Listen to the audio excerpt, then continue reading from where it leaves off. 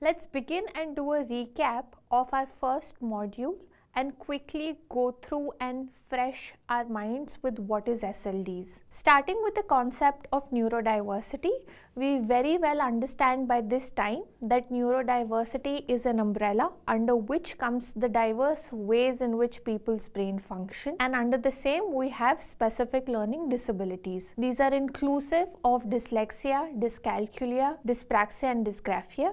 We have to remember that people with specific learning disabilities will have average or above average IQ. It's a lifelong condition and therefore is formally recognized as a disability. It can run in families, and this is something that one cannot be cured of but eventually learns to manage better. This is also an invisible disability, and you can only use a psychometric analysis to be able to diagnose a person with this.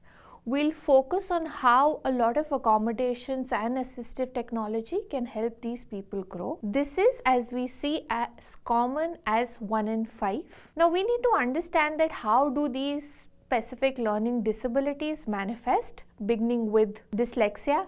As you see on your screen right now is a simulation of how a written text might come across for a person with dyslexia. It is a struggle with processing language. It can impact your reading, writing, spelling. It's one of the most common. It's almost 80% prevalent in people with specific learning disabilities, and you often interchange the word dyslexia with specific learning disabilities. Moving on, we have dyscalculia, which is the struggle with maths, and it is not the fear of maths. So people with dyscalculia will often struggle with any form of arithmetic information, calculating, computing.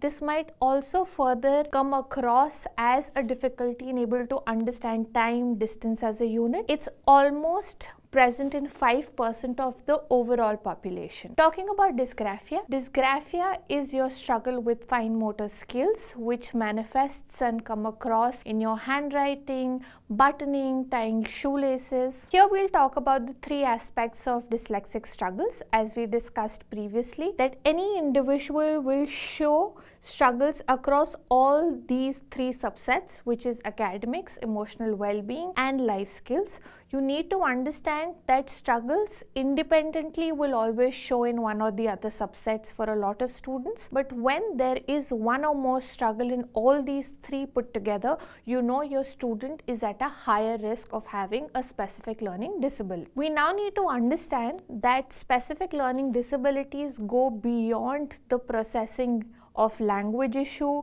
or the struggle with maths or fine motor skills. In day-to-day life, you will see that this will impact the executive functioning of our students. These will be the students who will show wonderful performance in classrooms, and there's going to be a gap in their oral and written performance. They will show poor self-esteem issues because self-advocating is not something that comes very easy. They will face memory challenges, can easily forget tasks and deadlines. They will also show slow processing as one of the struggles, as it takes them time to read something and comprehend. They're sensitive to overstimulation, and more than often they'll face a lot of difficulties in planning spectrum of tasks. Now we have to understand what is screening and identification. RPWD Act 2016 clearly reads out diagnosis of SLD can only happen when a child is in or after 3rd grade or 8 years of age, whichever comes earlier. While formal diagnosis can be done only after 8 years of age, screening process can be taken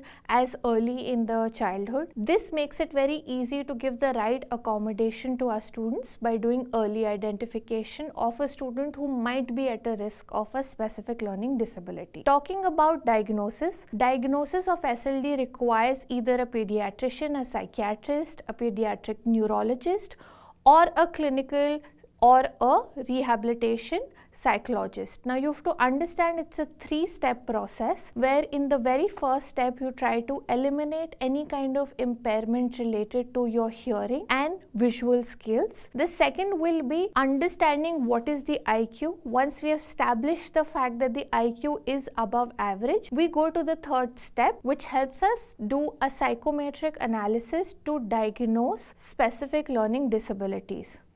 Now we need to understand that every disability recognized under the RPWD Act needs to be benchmarked at 40% during the diagnosis. Once that is confirmed, a person has the right to any sort of concession or accommodation in a government or a government-aided institute. Dyslexics are very resilient, and with the right support they find ways to cope and success. In the following video, we'll understand the same.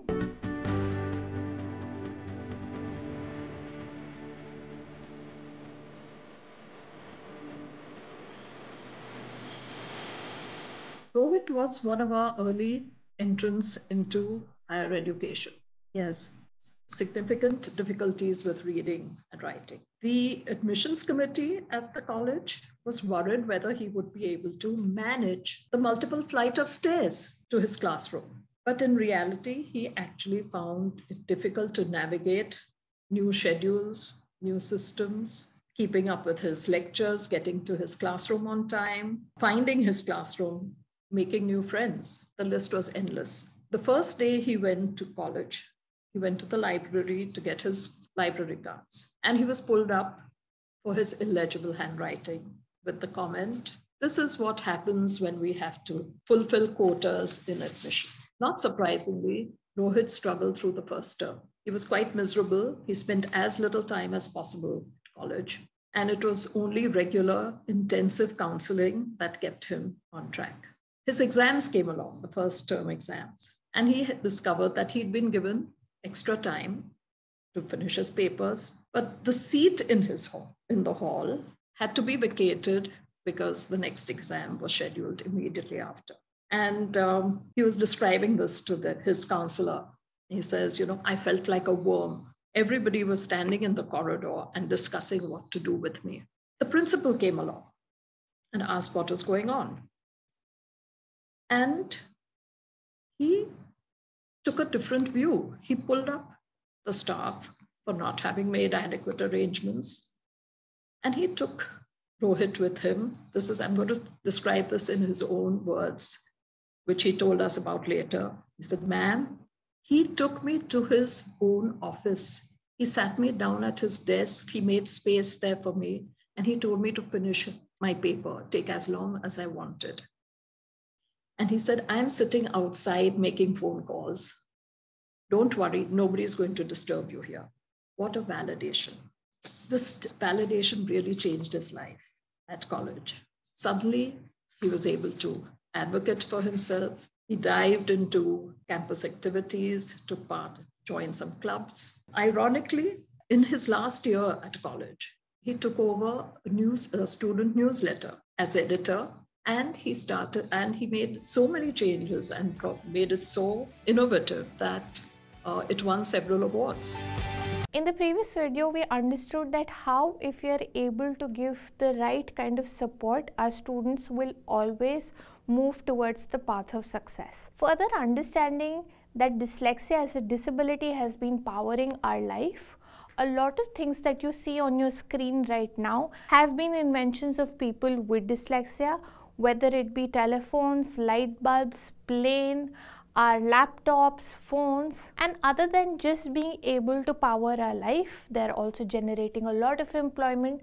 40% of the self-made millionaires are dyslexic, and these are few of the brands that you see right now which have been the invention of people with dyslexia. We know the fact that dyslexic thinking is pushing us forward, which gets us to the question that how a mind that is not able to process language is creating such an impact around us. Dyslexic edge. Global studies have shown that students with dyslexia perform really well and have the skills of the future, which is visualizing, innovating, communicating, reasoning, connecting the dots, looking at the bigger picture and solving for the future. These are the students who will be able to create innovations that's going to lead mankind forward. A lot of universities around us globally are attracting these students because of the similar reason. It's so common in MIT that it's also called the MIT disease. And now we have to understand what is our country doing to be able to tap into this critical pool